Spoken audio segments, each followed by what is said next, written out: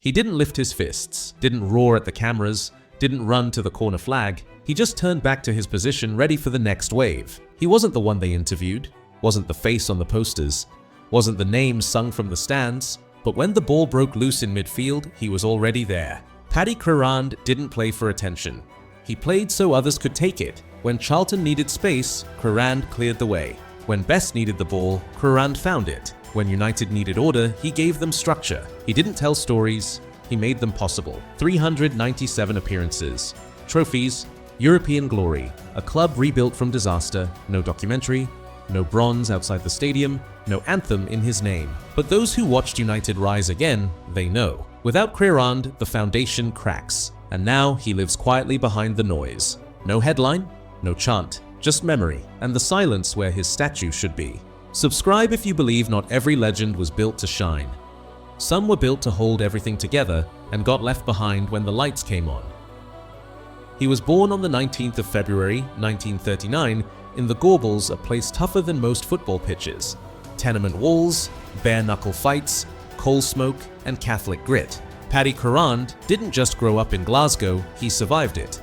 And the fight never left him. By 1958, Celtic saw what the streets already knew. This kid could pass, tackle, and control the rhythm of a match like it was a street corner game. He made his debut for Celtic in 1959 at just 20 years old. Not flashy, not fragile, just ready. In a side full of talent but starved of structure, Crerand became the metronome.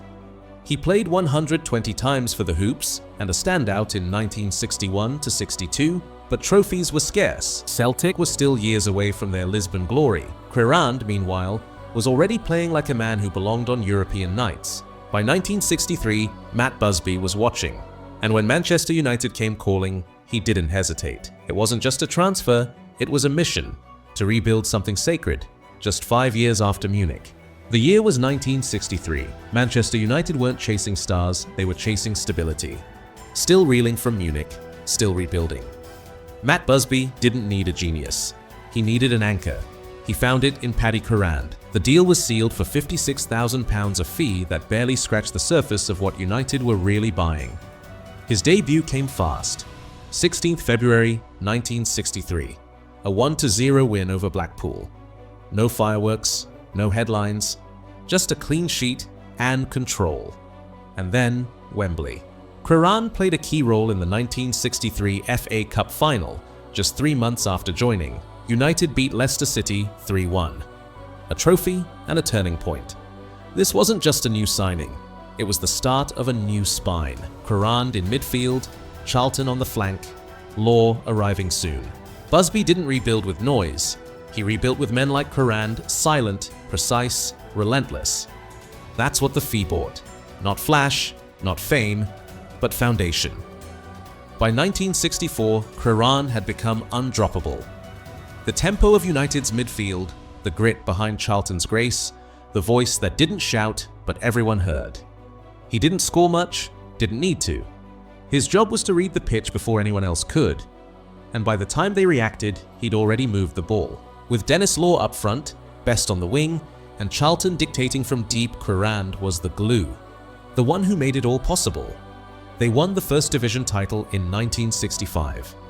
Crerand played 35 of 42 games, a silent giant in a team full of brilliance. 2 years later, 1967, another league title. Again, Crerand at the heart. But his finest hour came in 1968 Wembley, European Cup final. Manchester United versus Benfica, 4-1 in extra time. United crowned kings of Europe. Crerand started, played the full match, held the midfield like a man possessed. Not with chaos, but with calm. Busby said it best. Paddy was the type every great team needs, the man who lets others shine. Played more games than most. Won more trophies than many who made more noise. But he never changed. Still the Gorbals boy just in red.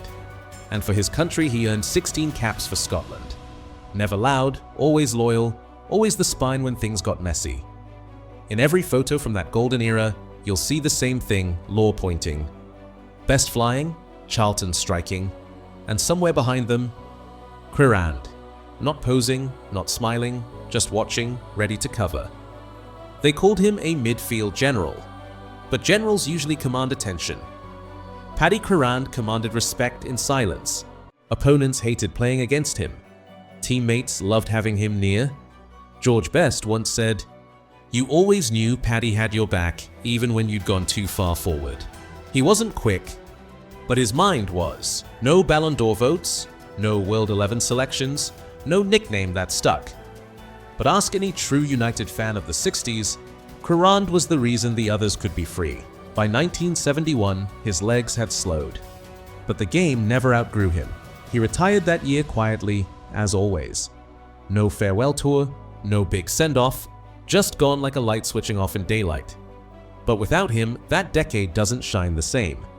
When he hung up his boots in 1971, he didn't vanish, he just shifted roles. Crerand joined Tommy Docherty's staff at United, coaching from the bench, still reading the pitch like a chessboard, still teaching the game with that Gorbals sharpness. But his voice, the one that had stayed quiet on the pitch, finally found a microphone. After stepping away from his coaching role at Manchester United in 1976, Crerand took charge of Northampton Town for a single season, a brief yet telling chapter that proved his willingness to lead, even beyond the shadow of Old Trafford. By the 1980s, that same voice became a familiar presence, slipping through the static of radios and the soft glow of television screens as he brought games to life as a commentator and analyst for Granada Television and later MUTV. His Glaswegian growl, his biting honesty, his unshakable defense of Manchester United became iconic in its own right. He didn't pretend to be neutral, didn't care who he offended. He backed United loudly, fiercely, unapologetically. To the new generations, he wasn't a player, he was the voice after a bad loss, the laugh after a big win. Paddy Crerand is still alive, still sharp, still watching United, the club he never really left. Now, in his late 80s, he lives quietly, but his name still echoes through the walls of Old Trafford. He was never knighted, never had a statue, but inside Manchester United, his name is sacred. In 2007, he finally told his side of the story, publishing an autobiography titled "Never Turn the Other Cheek," a nod to the fire and defiance that had driven him since the Gorbals. In 2011, Crerand was inducted into the Scottish Football Hall of Fame, joining the pantheon of legends where his name has always belonged. And within the club itself, his presence on MUTV for over 2 decades was more than punditry. It was stewardship.